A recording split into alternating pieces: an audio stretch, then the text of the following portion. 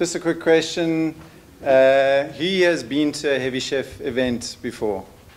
Okay, I see quite a few hands. I also see quite a few Heavy Chef speakers. So, hola to all of those people who have actually featured on the Heavy Chef stage before.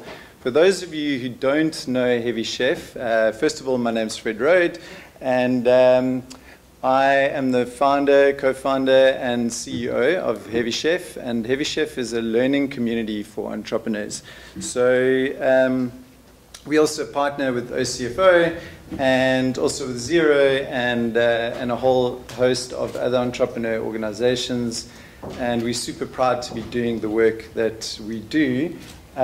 We've featured just some of the most prominent technologists, leaders, and creatives in South Africa on our stage, and including Sia, including Zolani Mohola, including President Thabo Mbeki, a whole host of business leaders like Robbie Brosen.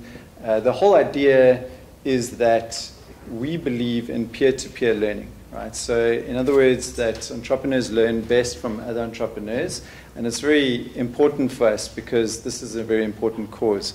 I loved some of the talks before, and I loved some of the analogies and stories. I don't have a 100,000 Rand code to give away, but I do have a book a little bit later, so pay attention. And so I'm going to try and attempt to answer that question. What is the strongest predictor of entrepreneur success that we've gleaned? And we've gleaned that primarily through our sister organization, which is called Heavy Chef Foundation. And Heavy Chef, the PTY, I guess, is the learning platform. And that's where we've created over 3,000 learning videos, all the interviews with the individuals that have stood on our stage, have spoken to our audiences through the events, but also who have a lot to share. And the name Heavy Chef actually comes from the saying, never trust a skinny chef. And the whole idea is that we want to create something that's a little bit more interesting than just, I suppose, the business academy or the entrepreneur school or whatever it is. So instead of courses, we call them recipes, and we have amazing people on our platform. If you're interested, go to heavychef.com and sign up. It's free. We've got individuals like Lo Barnard. We've had Andre de Vet, we've had Pierre Duplessis, we've had a host of people in this room who have shared their courses, their recipes on our platform. And we also, through the foundation, we do a ton of research. So I'm going to share a little bit about that today. The research we compile, we put it together in reports, and from the bites make up the recipes. We also create books, and the first book that we have published in a series is called Selling Products Online, just because it's one of the topics that most of our audience members have asked for. And so the idea is that we collate a lot of the learnings into these books.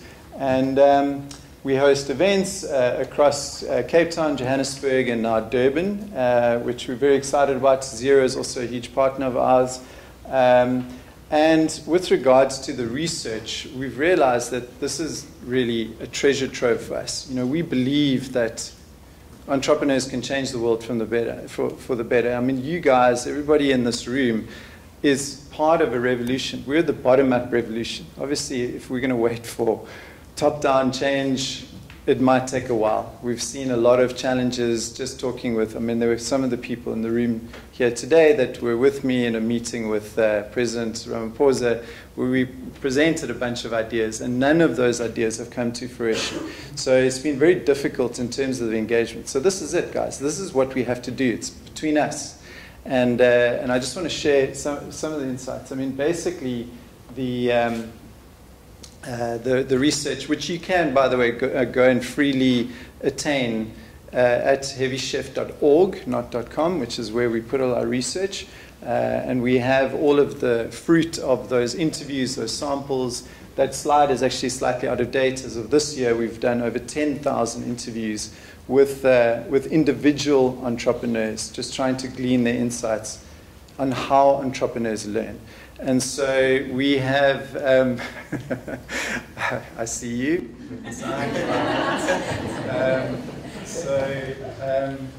So the big question that we've been trying to get at is what makes us, you, successful, right? Is it proximity to market? Is it the region that you're operating in? Is it the amount of investment that you're able to raise? Is it, how good you look? I don't know, these are questions that we were really stumped by, and we've, over the past 5 years that we've been doing this research, we've really been trying to get to the nub of this.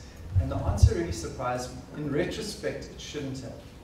But I think when I reveal the next slide, drum roll please, it does somehow seem intuitive. And so what we realized is that entrepreneur success is predicated on the quality and the frequency of interactions between entrepreneurs themselves. Right? So that's more than investment, it's more than proximity to market, it's more than being born into a family of people who can teach you or who have a certain amount of wealth. It's the way we communicate with each other, the quality of the conversations that we have with each other, and the frequency. Right? So what does that mean? It leads us to a very natural conclusion, or several conclusions, but I think the one thing is that community is really, really important. Right? It's really, really essential that we have events like the founders conferences, we have heavy chef events, we have Future Females, we have a group of a host of events like Hookup Dinner in Joburg and around the country. These are absolutely crucial for us to create the ecosystem for us to be able to survive and thrive. And the real crux of it is how we operate within these communities, right? So what I've took out of this is a few lessons, and we have, as I mentioned, we have thousands of video interviews with. Every time I look into the audience, I see one or two more people that we've interviewed, which is quite funny. But so like Bruce Whitfield, he was very passionate about this. He was talking about the fact, don't fly solo.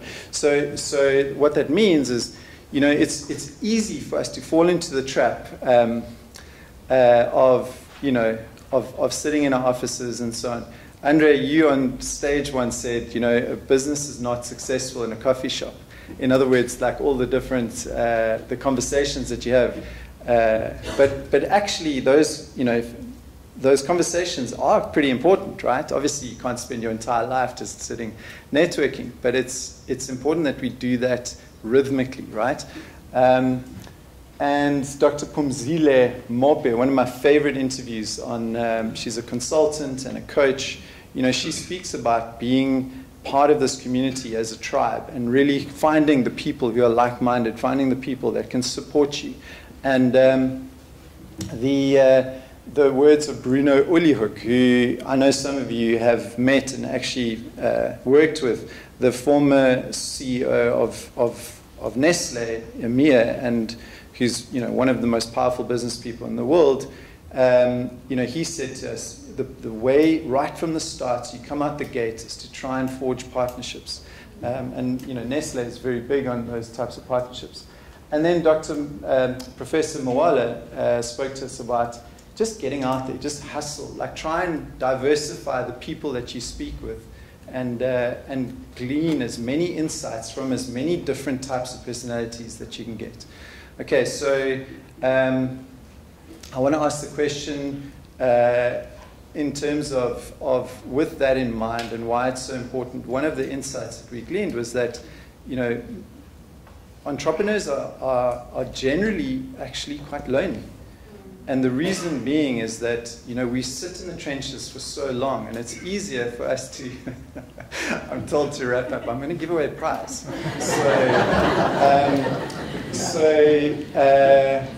The question that I have for you, and it's kind of like a first hand up kind of thing, is in terms of how many people actually solopreneurs that in the, you know, that's 10,000 people that we interviewed, how many do you think of those? What percentage do you feel is, we have a hand over there, is a solopreneur?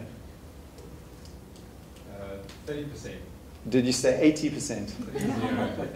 30%. So you're too low. Anybody else? Yes.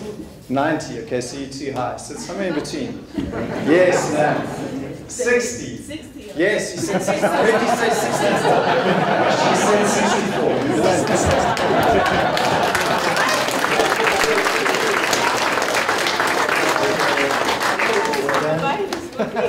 64. Don't divide it. Yeah, so I just want to encourage you in closing just to get out there, find your tribe, don't fly solo, really kind of forge those partnerships with people, even in this room tonight. Go and introduce yourself to people. You'll be surprised by how friendly and how amenable people are to those conversations. I think everybody feels a bit anxious about this, but actually, if everyone is anxious as each other, we kind of cancel each other out. So just be brave, you know, and say howdy. And this is how we're going to win in the bottom-up revolution. Thanks very much.